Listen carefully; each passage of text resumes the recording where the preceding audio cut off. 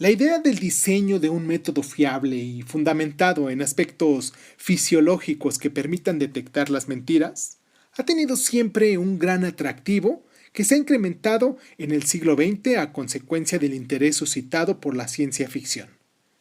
El detector de mentiras es un elemento que persigue detectar la mentira o la simulación. Algunos expertos han intentado diseñar métodos de tipo farmacológico y también la búsqueda de la droga de la verdad con resultados limitados. Hoy, como ya bien escucharon, aquí en Crónica Lunares hablaremos de la detección de las mentiras. Siendo que nos estamos estrenando el mes, 1 de diciembre, les mando un abrazo muy caluroso. Espero que terminemos este último mes del año con toda la energía, con toda la fuerza, porque pues ha sido un mes, ha sido un año complicado, pero dentro de lo que cabe se mejoró. Vamos a hacer nuestro intro y comenzamos con nuestro programa. Cierra los ojos, cierra los ojos, cierra los ojos, cierra los ojos. Si escuchas que alguien se acerca, no temas. Todo estará bien.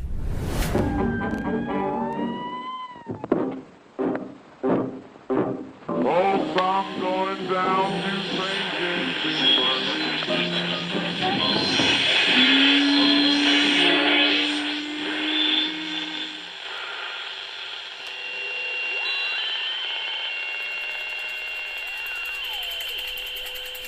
Estás escuchando Crónica Lunares, el lugar del mundo donde entra por tus oídos. Bienvenido. Las primeras nociones acerca de los detectores de mentiras pueden corresponder a los métodos hindús antiguos y de la iglesia medieval utilizados para conocer la verdad. A los sospechosos se les pedía que masticaran diversas sustancias y que después las escupieran. La dificultad para escupir lo masticado y la elevada viscosidad de lo escupido indicaba la existencia de culpa. Lo que se habría observado es que el temor da lugar a una disminución de la secreción de saliva y por lo tanto al aumento de la viscosidad de cualquier cosa masticada y a las dificultades para escupirla. Hoy en día diríamos que la ansiedad influye en la actividad del sistema nervioso autónomo, que controla la salivación. A lo largo del siglo XIX, varios científicos intentaron evaluar otros supuestos correlatos ficticios del temor. Se utilizaron varios instrumentos para instigar a los sospechosos, incluso el petismógrafo, que registraba el pulso y la presión arterial de un miembro, el temblor de los dedos de las manos, el tiempo de reacción, las asociaciones de palabras, etc. Vamos a hacer nuestra primera pausa para recordarles a ustedes nuestras plataformas donde nos pueden encontrar, donde nos pueden descargar, como Crónica Lunares de Zoom en YouTube, en Facebook, crónicalunares.zoom en Instagram, y pues nos pueden seguir en las diferentes plataformas. Y recuerden, ahorita que estoy haciendo mención de esto, que también tenemos un programa, un canal en Telegram, para quienes tienen Telegram en su celular, que nos pueden seguir ahí también, como Crónica Lunares de Zoom, así les ponen en el buscador de Telegram, Crónica Lunares de Zoom, y los va a mandar a la liga y ahí les ponen unirme para que estén al tanto de los links de los cuales estamos subiendo constantemente y no se pierdan ninguno de estos audios. Y con mucho más razón, ya que ustedes no se los pierden, pues me gustaría que pudiesen recomendarlos o copiarlos, pegarlos en las plataformas de pues las que más utilizan ustedes. Y pues nada, vamos a hacer la pausa y regresamos.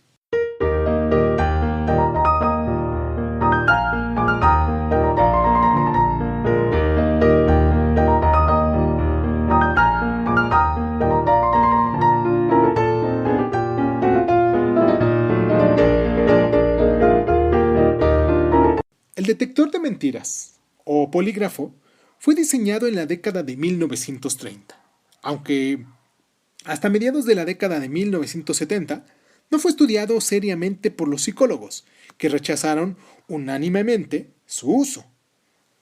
La Ley de Protección frente al Polígrafo, Polygraph Protection Act de 1988, prohibía a los empresarios estadounidenses evaluar a sus trabajadores a través del polígrafo.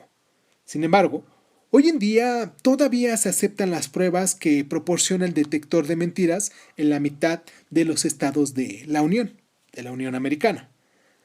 Los polígrafos se utilizan en la actualidad en todo el mundo, desde Canadá hasta Tailandia, desde Israel hasta Taiwán, a pesar de que su utilidad es limitada.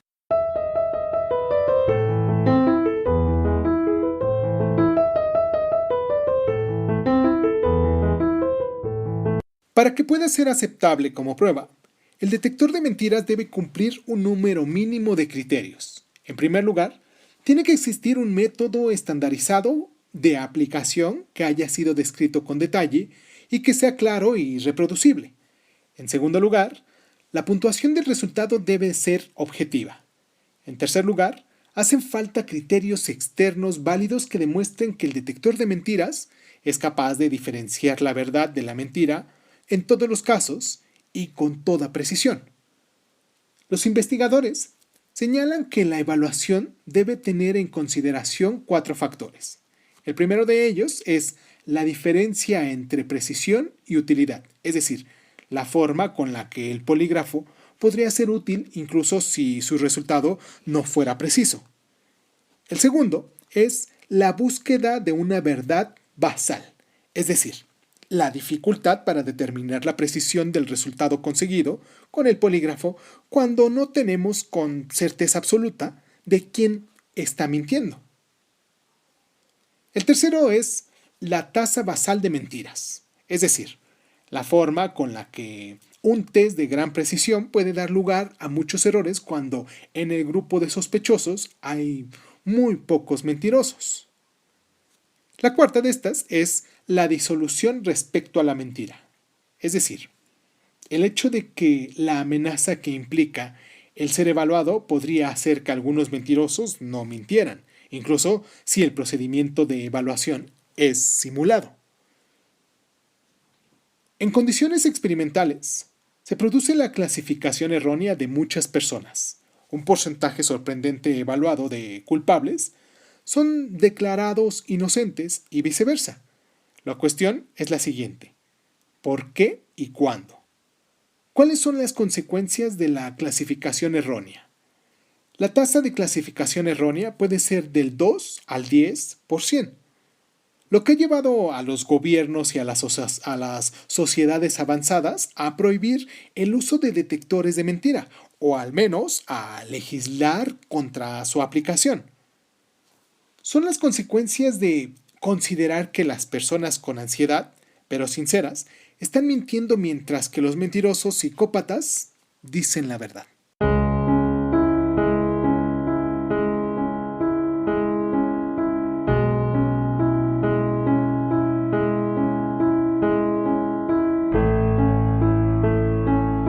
Una mentira que es realmente una mentira puede ser descubierta y atacada de forma frontal. Sin embargo, una mentira que sea una mentira parcial es mucho más difícil de contrarrestar. Alfred Lord Tennyson, dicho en 1859.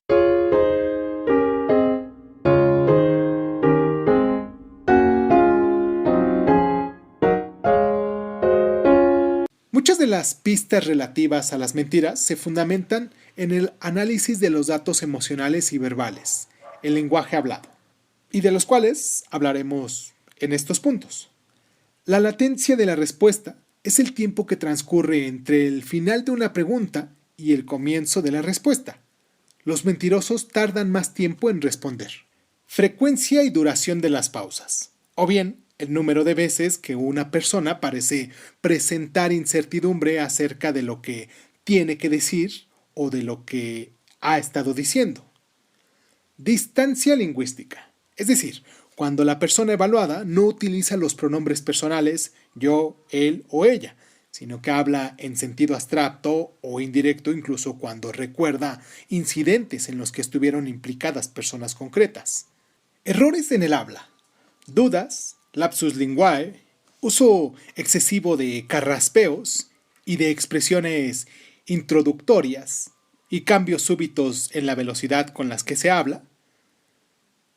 Habla lenta pero desigual, como si la persona evaluada intentara pensar al mismo tiempo que habla, pero tuviera dificultades para ello. La modificación de la velocidad del habla en función de una pregunta concreta indica que algo no va bien. Ansiedad por evitar los silencios, es decir, cuando la persona habla todo el rato y de manera innecesaria. Los mentirosos se sienten a menudo incómodos con las pausas breves e intentan ocuparlas. Demasiadas subidas de tono, es decir, en vez de disminuir el tono de la voz al final de una conversación, la persona evaluada aumenta dicho tono. Ello puede sonar como una expresión de tipo ¿me cree usted ahora? Pérdida de resonancia de la voz. La voz se hace más aplanada, menos profunda y más monótona. También hay algunos datos no verbales. Los movimientos excesivos en la silla, que se refiere a la realización de movimientos abundantes y extraños con la cabeza, las piernas, los pies y el tronco.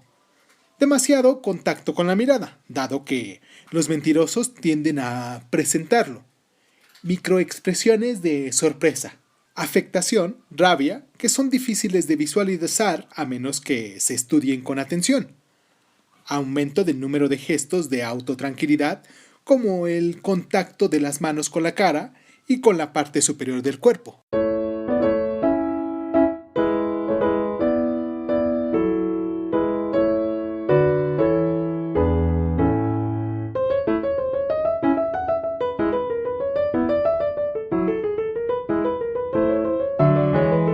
¿Podemos engañar al detector de mentiras?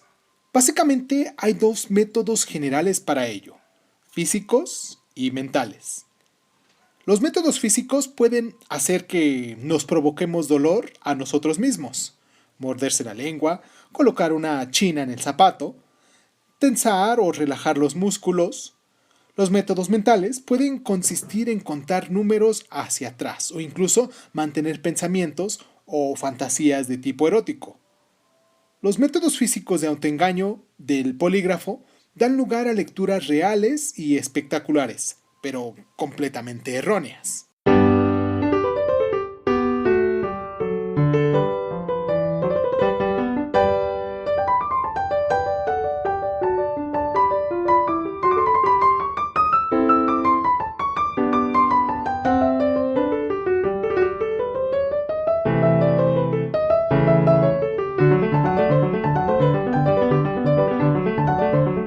La cara que puede ofrecer muchas pistas respecto al engaño. Microexpresiones, expresiones inusitadas, gestos con los músculos faciales, parpadeo, dilatación de las pupilas, lagrimeo, sonrojo y palidez, asimetría, errores con la cronología de los movimientos, errores en la localización de los movimientos y sonrisas falsas. Algunos de estos datos ofrecen mucha información y traicionan la información que se quiere ocultar. Otros indican engaño y el intento de ocultar algo, aunque no sabemos qué. Por último, otros señalan que una expresión es falsa. Paul Ekman, dicho en 1996.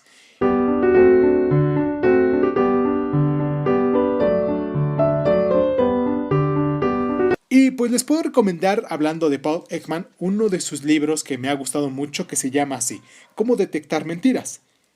Y pues ya para terminar nuestro programa vamos a hacer esta pequeña cronología de hechos, que es lo que hemos estado haciendo en casi todos los programas aquí. Y pues se dice que en 1938 Marston escribió su libro que se llama The Lie Detector Test. En la década de 1960, los detectores de mentiras se utilizaban de manera generalizada en el ámbito de las empresas. O sea, los jefes podían hacerles esos tests a los empleados. En el año 1988, en Estados Unidos se aprueba la Ley de Protección frente al polígrafo. En el año 2001, todavía se realizaban en Estados Unidos más de 1 millón de pruebas anuales con el polígrafo. Espero que se haya aprendido un poquito más sobre esto de la detección de mentiras. Y pues y si nos quedamos con un poquito de dudas, pues les recomiendo mucho que se echen un clavado al internet y que pues ahí busquen estos autores de los cuales he estado nombrando aquí. Y pues se van a dar cuenta de cómo, pues como decía el Doctor House, ¿no? Todos mentimos. En algún momento de nuestra vida todos mentimos o parte de nuestra concordancia física con la mental y lo que estamos tratando de representar en ocasiones, en muchas ocasiones no coincide y ahí es donde pudiésemos observar que todos mentimos, ¿no? Eso es lo que yo pudiese pensar. Me gusta mucho ese programa de House por lo mismo de que va desmenuzando las ideas de las personas y tratando de ponerlas de una forma clara, aunque muchas veces ignoramos cómo hacerlo nosotros. Y pues esto de la detección de mentiras, pues es casi lo mismo, ¿no? Una forma en la que pues no estamos seguros de lo que estamos haciendo, diciendo y del mismo modo demostrando, pues no coincide y creo que cuando somos reales con nosotros mismos es cuando menos ansiedad nos creamos y cuando más honestos nos volvemos. Les mando un abrazo muy honesto, muy relativamente verdadero, porque pues no los estoy viendo, no lo estoy haciendo de forma física, solamente de forma mental, espiritual. Les mando este abrazo y por eso puedo decir que es relativamente verdadero, porque no cumple con todos los requisitos que pudiesen ser, pero al menos el abrazo espiritual, afectuoso, mental que les estoy mandando, pues ese es muy honesto. Espero que se encuentren muy bien. Hoy siendo 1 de diciembre, como les decía al principio, vamos por el último mes de este año. Ha sido un año de reconciliación, por decirlo de algún modo. Y pues nada, esto fue Crónica Lunares. Yo soy Irvingson. Y recuerden que a continuación tenemos de nuestra sección de sapos el sapo color de rosa. No se la pierdan a continuación. Y pues nos escuchamos la próxima semana. Los invito el día de mañana para que nos sigan con nuestra sección de Historia del Mundo, con la revolución científica. Y pues ahora sí, muchísimas gracias por estar.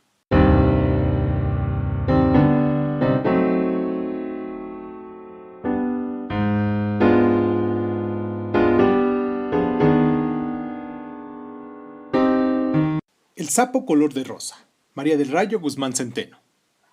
Dicen los que saben que el nombre es como un mantra que, al repetirse 1000 veces, determina el rumbo, determina el destino. A mí me pusieron Rosendo, y dicen también los que saben que es un nombre de origen germánico que significa el que camina hacia la fama. Rosendo Velázquez Bolaños. Hijo segundo de un par de acapulqueños que criaron a sus 2 vástagos entre palmeras y cocos. Crecí corriendo descalzo por la playa admirando atardeceres y lunas bañadas de mar. Adela, mi madre, que era una mujer menudita que cantaba boleros de Agustín Lara cuando se tomaba un par de tequilas, enfureciendo a Gregorio, mi dicharachero pero macho padre, quien se sentía ofendido por no poder controlar el talento artístico de mamá. Cuenta mi madre que la conoció cantando y que no entendía ese afán de mi padre por reprimirle sus cantos desde que la hizo su mujer. Cuando Miguel, mi hermano mayor, cumplió 7 años y yo apenas rasguñaba los 4, nos mudamos a una casa de 2 plantas a 2 cuadras de la costera Miguel Alemán. En la planta baja, mis padres abrieron un restaurantito en donde ofrecían al visitante platillos de la región. El pescado a la talla era la especialidad de la casa, y desde temprano nos despertaban los olores que emergían de la cocina. El aroma de los chiles secos asados en el comal nos hacía toser y bajábamos con los ojos llorosos a quejarnos con mi madre, quien nos sacaba la queja sacándonos el hambre y nos sentaba a la mesa para deleitarnos con un plato de aporreadillo.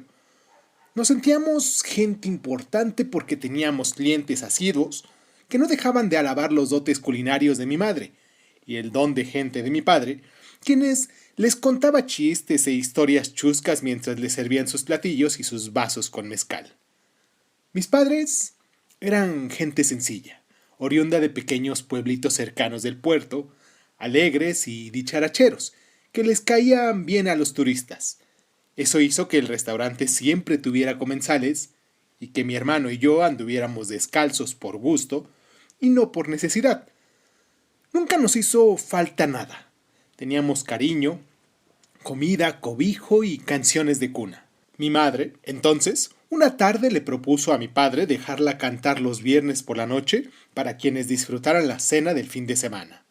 La agarró de buenas y mi padre accedió medio rejego, pero después, al ver que el lugar se abarrotaba los viernes, hasta le extendió el permiso a mi madre los sábados por la noche.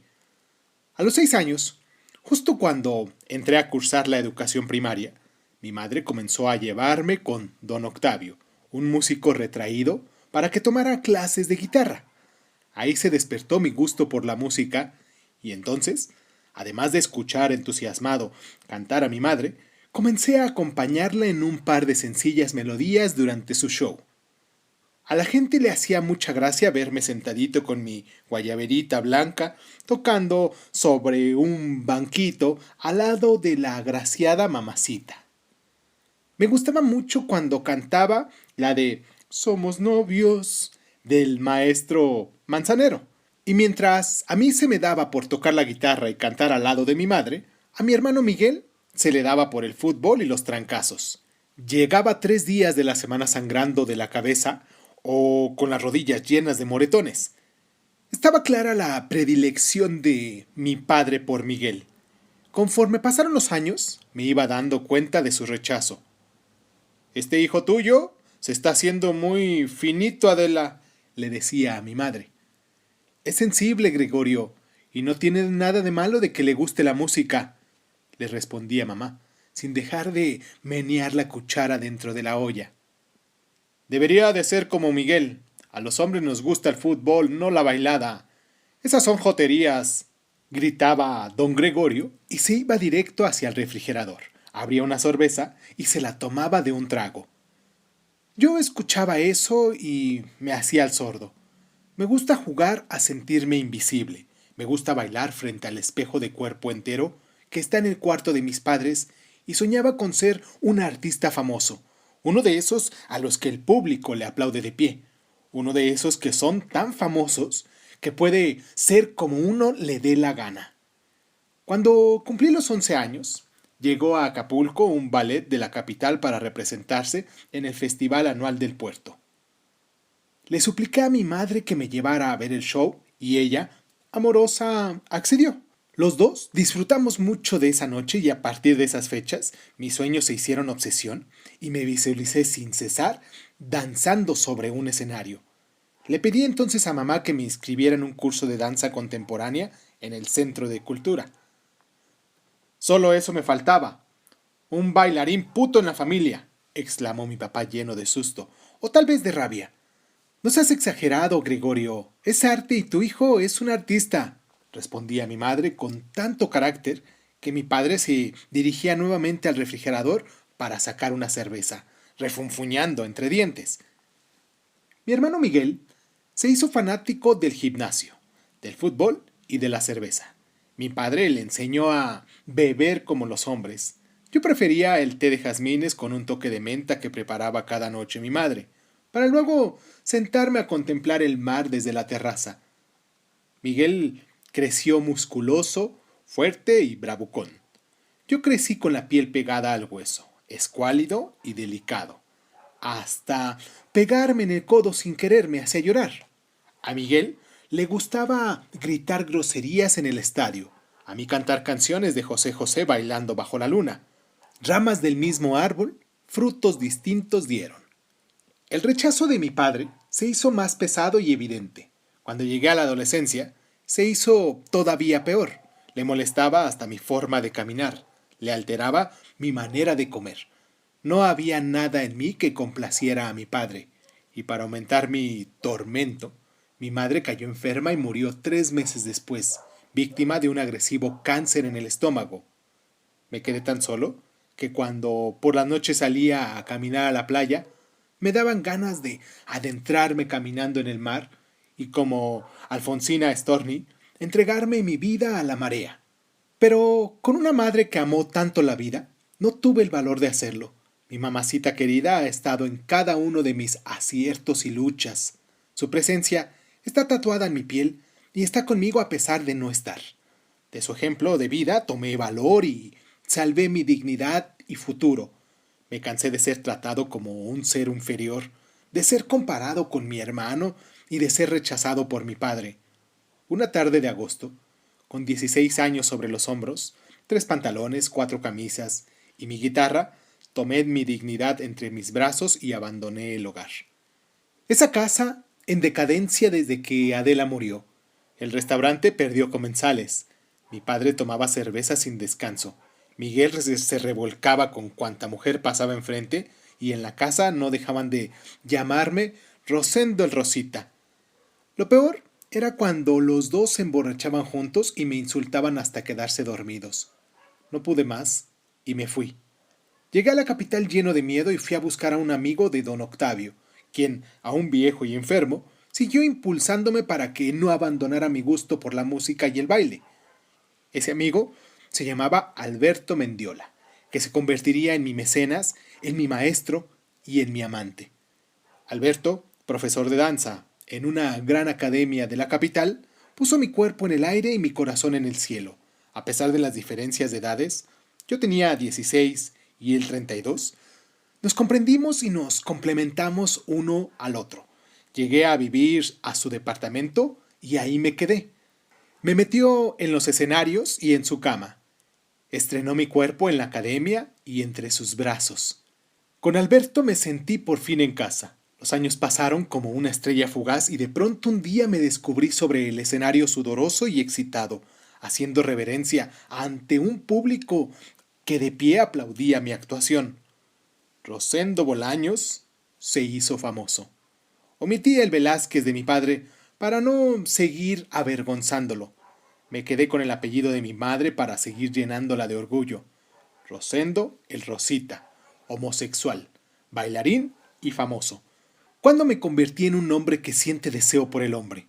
¿Nací o me hice? ¿Sería el mantra repetido por mi padre de que tanto decirme joto me convenció de serlo? No lo sé, pero lo soy.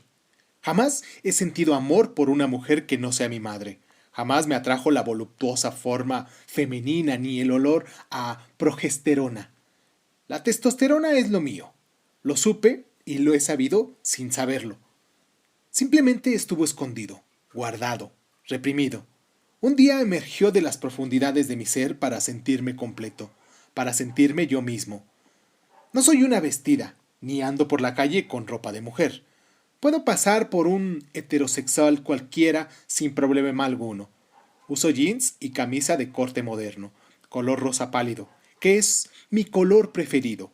No ando pervirtiendo niños ni teniendo sexo con desconocidos en los cajones. Tal vez quien me conoce se percata hasta fijarse en mi forma de conversar o en mis manos con un manicure impecable. Incluso, en algún restaurante de moda, alguna hermosa mujer me ha coqueteado y enviado un beso en el aire. Soy un homosexual respetuoso de los demás. Trabajo de manera incansable y pago mis impuestos. He viajado por muchos países. He pisado muchos escenarios. Los años me han caído encima llenando de bendiciones mi existencia. ¿Cómo me hubiera gustado que mi madre viviera y compartiera conmigo mis más hermosos momentos? Hace más de 10 años, mi hermano Miguel me buscó para pedirme dinero después de una presentación que hice con la compañía de danza en Acapulco. Llegó hasta los camerinos y me dijo que mi padre estaba enfermo y que necesitaba dinero para el hospital. ¿Ser un muerde almohadas de Javaro, Rosendito?, me dijo en ese tono sarcástico lleno de tiranía que me recordó a mi padre. No respondí nada. Mi dignidad me aconsejó ignorar el comentario, pero no pude hacer a un lado el orgullo y le dije que me iba esa misma noche y que no podría ir al hospital con él para saludar a don Gregorio.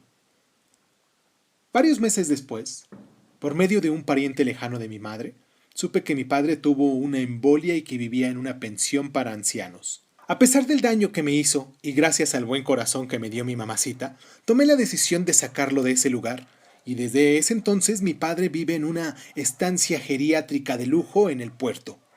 Es lo único que puedo hacer por él, pagarle un lugar digno para vivir, en lo que la muerte se apiada de su existencia. Sin embargo, aún no he podido rebasar mi orgullo y no he tenido la voluntad para ir a visitarlo. Tal vez tengo miedo de su rechazo.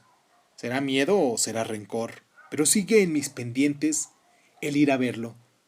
Miguel se casó con una turista gringa y se fue a vivir a California. No sabemos mucho de él. Se desatendió de mi padre y se desatendió de sus recuerdos. Se inventó una nueva vida y por fin me dejó en paz. Alberto murió hace 4 años en un accidente automovilístico. Irónicamente, iba hacia Acapulco. Yo por eso ya no voy. Evito el puerto a toda costa. La edad me arrebató los escenarios y me convertí en coreógrafo. He ganado muchos premios en esa profesión. Mis montajes se han hecho famosos en muchos lugares del mundo y vienen de todos los rincones a buscar mis servicios. Mi madre tal vez lo sabía desde que eligió mi nombre. Rosendo, el que camina hacia la fama. Rosendo, el rosa, el delicado, el sensible. El que ama a otro hombre, rechazado por su padre, amado por el público. Cuando alguien, bañado de curiosidad o morbo, me pregunta el porqué de mi preferencia, yo le respondo que esta no es un producto de algún abuso sexual, que no es porque una mujer me despreció en la adolescencia, que no es porque tuve una madre que me ponía vestiditos y deseaba una hija. Le respondo que simplemente así soy desde que me acuerdo. Desde que, sentado en aquel banquito y vestido con mi guayabera blanca, tocaba la guitarra para acompañar el canto de mi madre. Nunca nada ni nadie me ha cambiado. Sigo siendo el mismo. Tal vez así nací. Tal vez mi madre tuvo un encuentro amoroso con la luna y en ese coito lunar nací yo. Tal vez por eso mi padre me rechazó, porque estaba celoso de la luna, del canto de mi madre y de la complicidad con ella. Solo le pido a mi madre que desde el cielo bendito en el que su alma seguro estoy que habita, rece por mí y me mande luz infinita para iluminar mi corazón enfermo de rechazo y tener así la nobleza para ir a visitar a mi padre antes de que se muera. Porque para estar en paz es lo único que necesito. A veces sueño despierto que me veo paseando a don Gregorio en su silla de ruedas por los jardines de la estancia en donde vive. Sueño que voltea y me sonríe. Sueño que me acepta, que me pide perdón con su mirada. Sueño que me ve vestido con mi camisa rosa cálido y me dice: «Te queda bien ese color, Rosendo». Y entonces entra en un estado de paz infinita nuestras dos almas.